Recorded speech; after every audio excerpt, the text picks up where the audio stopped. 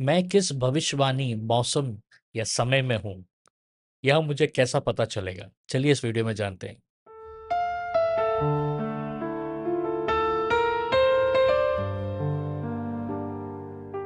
Video में जाने से पहले मैं आपको एक चीज बताना चाहता हूं कि मेरा लिखा हुआ किताब क्या आप सच में जानते हैं कि पवित्र आत्मा कैसे कार्य करता है, इसको जरूर पढ़िएगा, क्योंकि इस किताब में मैंने डीपली और डिटेलली पवित्र आत्मा के कार्यों को हम कैसे अपने व्यक्तिगत जीवन में अनुभव कर सकते हैं, ये लिखा है। ये किताब आप Amazon और फ्लिपकार्ट से खरीद सकते हैं और उस किताब का लिंक नीचे डिस्क्रिप्शन में दिया गया है। आज हम एक बेहद गंभीर और पर्सनल विषय पर बात करने जा रहे हैं। मसीह जीवन में कई बार हम निराश हो जाते हैं क्योंकि हम यह नहीं समझ पाते कि परमेश्वर हमारे जीवन में इस समय क्या करना चाहता है या क्या कर रहा है। बाइबल हमें सिखाती है कि परमेश्वर समय और सीजन्स का परमेश्वर है। वह अचानक कुछ नहीं करता, बल्कि उनके हर काम का एक नियत समय होता है। यदि आप नहीं जानते कि आप किस प्रोफेटिक सीजन में या समय में हैं, तो आप या तो गलत कदम उठा लेंगे या फिर उस आशीष को खो देंगे जो परमेश्वर इस समय आपके लिए देना चाहता है। आइए हम परमेश्वर के वचन से सपोपदेश की पुस्तक उसका 3 अध्याय को और उसका पहले वचन को हम पढ़ते हैं। हर एक बात का एक अवसर और आकाश के नीचे के हर एक काम का एक समय है। मूल हिब्रू शब्द अवसर के लिए है जमान और समय के लिए है यत। ये शब्द का उपयोग किया गया है क्योंकि जिसका अर्थ है कि एक निर्धारित नियुक्त ऋतु। परमेश्वर आपके जीवन को केवल दिनों और महीनों में नहीं देखते, वे आपके जीवन को आत्मिक मौसम या सीजन्स में देखते हैं। और गहराई वचन में जाने से पहले मैं एक चीज बताना चाहता हूँ कि परमेश्वर का वचन प्रेरितों का काम का 2 का 17 में कहते हैं कि अंत के दिनों में परमेश्वर अपना आत्मा सब मनुष्यों पर उंडेलेंगे और तुम्हारे बेटे और तुम्हारी बेटियां भविष्यवाणी करेंगे। मेरा यह दृढ़ विश्वास है कि वचन के अनुसार हर एक विश्वासी को परमेश्वर की भविष्यवाणी आवाज को सुनने और समझने के लिए परमेश्वर ने उनको बुलाया है। उसी उद्देश्य के लिए मैंने DEEP doctor Ephraim equipping profits मैंने शुरू की है। यह एक ऐसा स्थान है जहां आपको परमेश्वर की भविष्यवाणी आवाज को सुनने और आपको एक मेंटरशिप के अधीन में बहुत सारे डीप टीचिंग्स को मैं लेकर आता हूं। आपको मैं ईमेल्स के द्वारा जवाब दूंगा, प्रेयर कवरिंग रहेगा। और इसके लिए अभी हम कोर्ट्स ऑफ हेवन कर रहे हैं, जो एक प्रोफेटिक मिनिस्ट्री के लिए बहुत इंपॉर्टेंट टीचिंग है। और इसको अवेल करने के लिए एक छोटा सा मंथली सब्सक्रिप्शन है जिसको आपको पे करना है। अगर आप इंटरेस्टेड हैं तो नीचे डिस्क्रिप्शन में इसका लिंक दिया गया, उससे आप ज्वाइन हो सकते हैं। तो बाइबल के अनुसार मुख्य रूप में 3 प्रकार के आत्मिक मौसम होते हैं जिन्हें समझना आपके लिए बहुत ही इंपॉर्टेंट है। ठीक है। सबसे पहला तैयारी और एकांत का समय, the season of preparation and wilderness. ठीक है।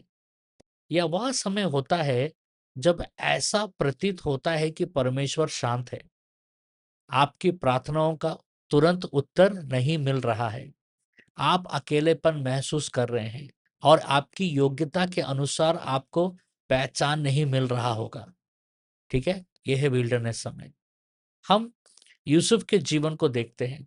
उत्पत्ति 39 और 40 अध्याय में, जेनेसिस 39 का 40 अध्याय में यूसुफ को अपनी कलीसिया या परिवार में नहीं बल्कि मिस्र के कारागृह में डाल दिया गया था। बेकसूर था, फिर भी वह जेल में था।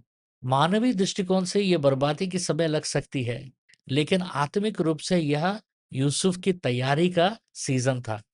भजन संहिता 105 का 19 में लिखा है, जब तक कि उसकी बात पूरी ना हुई तब तक यहोवा का वचन उसे जांचता रहा। इसका मूल अर्थ यह है कि जब आप तैयारी के मौसम में होते हैं तो परमेश्वर आपके वरदानों को नहीं बल्कि आपके चरित्र या कैरेक्टर को जानता है। यदि आप इस समय कठिनाई, छिपे हुए जीवन या विल्डरनेस के अनुभव से गुजर रहे हैं तो डरिएगा मत, यह शैतान का हमला नहीं बल्कि परमेश्वर का ठहराया हुआ तैयारी का मौसम है। यहाँ आपका काम धीरज धरना है, ना कि जबरदस्ती बाहर निकलकर आपका खुद का रास्ता खोजना है। ठीक है। दूसरा मौसम होता है परिवर्तन और युद्ध का समय, the season of transition and warfare. परिवर्तन या ट्रांजिशन यह समय है जब आप पुराने मौसम को छोड़ चुके होते हैं। ठीक है। लेकिन नए मौसम में पूरी तरह प्रवेश नहीं कर पा रहे होते हैं। यह बीच का समय होता है जहां सबसे ज्यादा आत्मिक युद्ध और टकराव होते हैं। जब इजरायली मिस्र से निकल चुके थे और कानान के बॉर्डर पर थे, तो यह उनके लिए ट्रांजिशन का समय था। व्यवस्था विवरण 8:2 में लिखा है, और स्मरण रख कि तेरा परमेश्वर यहोवा उन 40 वर्षों में तुझे सारे जंगल के मार्ग से इसलिए ले आया कि वह तुझे नम्र बनाए और तेरी परीक्षा कर कर यह जान ले कि तेरे मन में क्या क्या है, और कि तू उसकी आज्ञाओं का पालन करेगा वा नहीं। देखिए, इस सीजन में, इस मौसम में आपको अपनी पुरानी आदतों और मिस्र की मानसिकता को छोड़ना पड़ता है। यदि आप इस समय अपने जीवन में आध्यात्मिक, मानसिक या आत्मिक कश्मकश महसूस कर रहे हैं, चीजें उथल-पुथल हो रही हैं, तो समझ जाइए कि आप बदलाव के द्वार पर हैं। यहाँ आपकी आत्मिक गति और पूरी आज्ञाकारिता ही आपको यह दिलाएगी। तीसरा मौसम या तीसरा सीजन है प्रकटीकरण और कटनी का समय, the season of manifestation and harvest. यह वह समय है जब परमेश्वर के वादे आपके जीवन में हकीकत का रूप लेता है। जो आंसू आपने बोए थे, वे सब आनंद के गीत में बदल जाते हैं। ठीक है।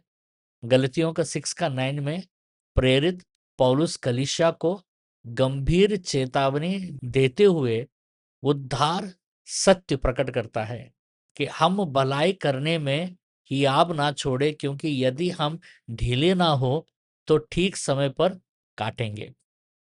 यहाँ ठीक समय के लिए यूनानी भाषा में काइरोस शब्द का प्रयोग हुआ है, जिसका अर्थ है परमेश्वर का नियुक्त किया हुआ रणनीतिक समय। जब आपका काइरोस समय आता है, तो जो दरवाजे वर्षों से बंद थे वे अचानक खुल जाते हैं। जो लोग आपकी निंदा करते थे, वे परमेश्वर के आदर को आपके जीवन में देखते हैं। देखिए, आज बहुत सारे विश्वासी गलती क्या कर रहे हैं, जब वे कटनी के मौसम में होते हैं तब तो वे खुश रहते हैं, लेकिन जब वे तैयारी या मरुस्थल, विल्डरनेस के मौसम में होते हैं, तो वे कुड़कुड़ाने लगते हैं, परमेश्वर पर संदेह करने लगते हैं, या किसी आत्मिक धोखे का शिकार हो जाते हैं। यदि आप जानना चाहते हैं कि आप किस सीजन में हैं, ठीक है, तो ये 3 पैमानों पर खुद को परखें। पहला, आपकी प्रार्थनाओं की दिशा। क्या परमेश्वर एक समय आपकी बाहरी परिस्थितियों को बदल रहा है? कटनी का मौसम है, या वह आपके भीतर के स्वभाव को बदल रहा है? तैयारी का मौसम। ठीक है। दूसरा, आत्मिक विरोध का स्तर को समझिए। क्या आपके जीवन में बिना किसी कारण के मसीह गवाही के कारण विरोध बढ़ रहा है, या संकेत है कि आप परिवर्तन या ट्रांजिशन के दौर पर हैं, या ट्रांजिशन के मौसम में हैं? ठीक है। तीसरा, हृदय की शांति। फिलिप्पुस 4:7 के अनुसार यदि सब कुछ बिखरने के बाद भी आपके दिल में एक अलौकिक शांति है, तो समझ लीजिएगा कि परमेश्वर आपको एक नए आत्मिक स्तर पर ले जाने के लिए तैयार कर रहे हैं।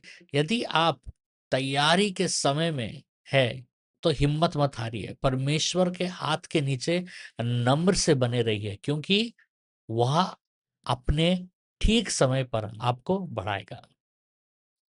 कुछ अनाउंसमेंट्स है। हर मंडे और ट्यूसडे, सोमवार और मंगलवार को भारत के समय में रात को 9 बजे सपने का इंटरप्रिटेशन है, ड्रीम इंटरप्रिटेशन। नीचे ड्रीम इंटरप्रिटेशन फॉर्म का लिंक डिस्क्रिप्शन में दिया गया है, वहाँ से आप अपने सपनों को भेज सकते हैं।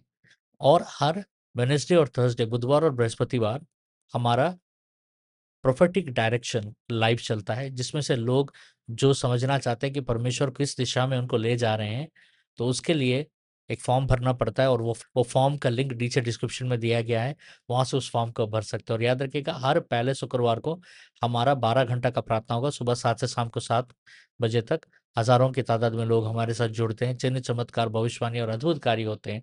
आप भी हमारे साथ ज़रूर जुड़िएगा। और बाकी के शुक्रवारों में हमारा prophetic prayer and healing service होता है भारत के समय में रात के 9 बजे। हमारे साथ ज़रूर जुड़िएगा। अगर आपको कोई प्रार्थना का ज़रूरत है, तो आप अपनी प्रार्थनाओं को हमें भेज सकते हैं। नीचे डिस्क्रिप्शन में प्रार्थना का फॉर्म का लिंक दिया गया है, उसमें आप अपने प्रार्थनाओं को लिखकर भेजिए, क्योंकि सप्ताह में 2 बार हमारा टीम लायंस आकर ऑनलाइन में आपके प्रार्थनाओं की ज़रूरतों को लेकर प्रार्थना करते हैं। और ये रहा इनाम के लिए आज का सवाल। सबोपदेश 3:1 के अनुसार आकाश के नीचे का हर एक काम का क्या ठहराया गया है? एक लाइन में भी जवाब दे सकते हो, और पहले 3 सही जवाब देने वालों में से 3 जन को भी मेरा लिखा हुआ एक किताब आपको इनाम में मिलेगा, और उसका लिंक दे दिया जाएगा। उस किताब को आपको डाउनलोड करना पड़ेगा, ठीक है? आप कमेंट्स चेक करते रहिएगा, क्योंकि मैं विनर को कमेंट्स में अनाउंस करूंगा। और ये किताब आपको गूगल प्ले बुक्स से पढ़ना पड़ेगा, इसलिए आपको गूगल प्ले बुक्स का ऐप आप अपने फ़ोन में डाउनलोड करके रखिए, क्योंकि वो किताब आप वही ऐप में पढ़ सकते हैं। हम अगले वीडियो पे फिर मिलते हैं। परमेश्वर आपको बहुत आशीष दे।